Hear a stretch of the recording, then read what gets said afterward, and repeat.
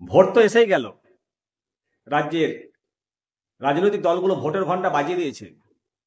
সঙ্গে সঙ্গে একটা প্রশ্নও আসছে, কেন্দ্র অষ্টম পে কমিশন ঘোষণা করে দিয়েছে, রাজ্য ষষ্ঠ পে কমিশনে আটকে থাকবে নাকি সপ্তম পে কমিশন গঠন করার দিকে এগোবে?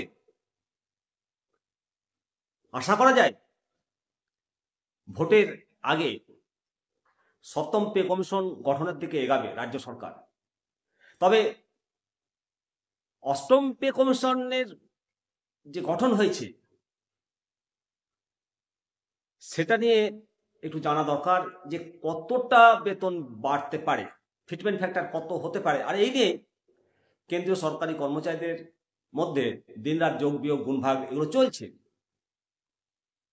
সঙ্গে রাজ্যের আমরা সরকারি কর্মচারী শিক্ষক শিক্ষিকাগণ আমাদের মধ্যে একটা আশা প্রত্যাশা যে সপ্তম পে কমিশন গঠন করবে, এবং গঠন করলে কতটা বেতন বাড়তে পারে, অষ্টম পে কমিশনের সঙ্গে আশা প্রত্যাশা এবং দাবিগুলো আমাদের থাকবে।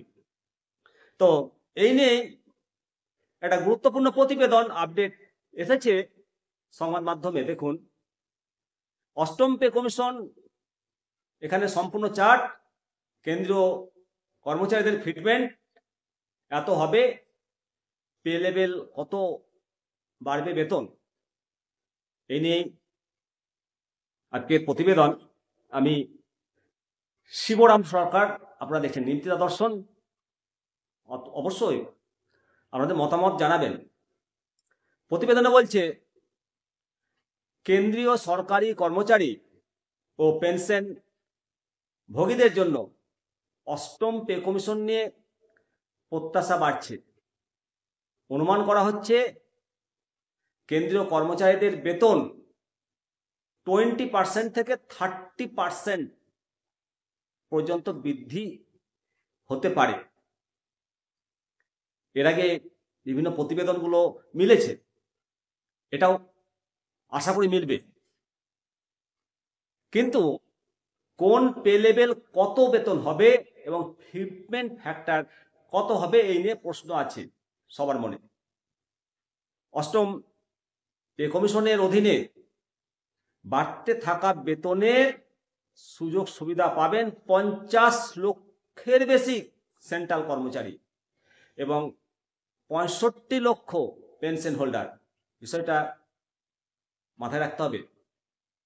তবে কবে মানে এই পে কমিশন কার্যকর হবে সেটা বড় কথা। তবে এখনো পর্যন্ত সরকারের সূত্র মারফত 2025 থেকে অষ্টম পে কমিশনের কাজকর্ম শুরু হবে এবং এটি 1 জানুয়ারি 2026 সালে কার্যকর হয়ে যেতে পারে, এটা জানা যাচ্ছে। তবে এর জন্য সম্পূর্ণ প্রক্রিয়া সম্পন্ন হওয়া প্রয়োজন এবং সপ্তম পে কমিশন 1 জানুয়ারি 2016 থেকে কার্যকর হয়েছিল। এর মেয়াদ 31 ডিসেম্বর 2025 পর্যন্ত থাকবে, কিন্তু কমিশনের সম্পূর্ণ প্রক্রিয়া সম্পন্ন করতে 18 মাস সময় লাগে।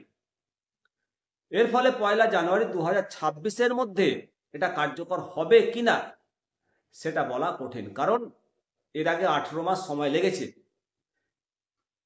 তাহলে হিসেব অনুযায়ী অষ্টম পে কমিশন 2026 সালের জানুয়ারি থেকে কার্যকর করা উচিত। যাই হোক, কার্যকর জানুয়ারি থেকে হোক বা জুলাই থেকে হোক, ফিটমেন্ট ফ্যাক্টরটা কত হবে? ফিটমেন্ট ফ্যাক্টর সবথেকে গুরুত্বপূর্ণ জিনিস পে কমিশনে।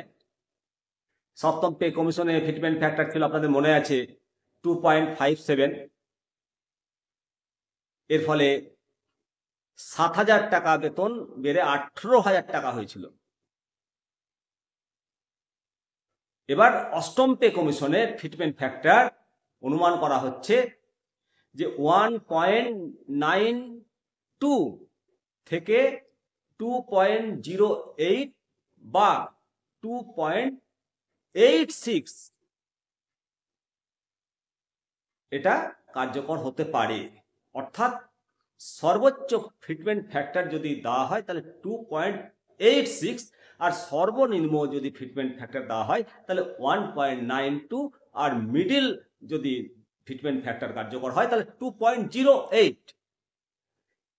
সর্বনিম্ন ফিটমেন্ট ফ্যাক্টরে যাদের বর্তমান লেভেল 1-এ আছেন, বেতন 18,000 টাকা আছে, 1.92 ফিটমেন্ট ফ্যাক্টর হলে 34,560 টাকা বেসিক হবে।